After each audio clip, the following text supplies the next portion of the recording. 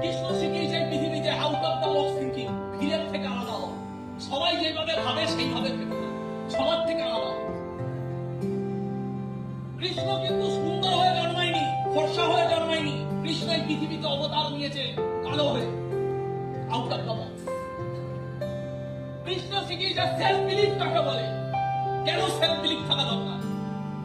কুচকুচে কালো রং দিয়ে পৃথিবীতে এসছে, সুন্দর হয়ে আসেনি, ফর্সা হয়ে আসেনি। Self belief, example of self belief. কুচকুচে কালো হয়ে এসে বলছে যে পৃথিবীর সব থেকে সুন্দর দেখতে আমি। Self belief.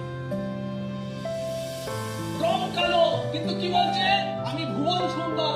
অর্জুন, আমি ভুবন সুন্দর। অর্জুন বলছে ভুবন সুন্দর मतलब, भुवन सुंदर मतलब इस जगत में सबसे सुंदर कौन, माधव कौन?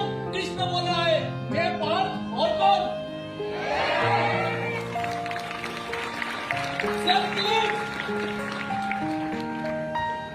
Self belief, out of the box thinking.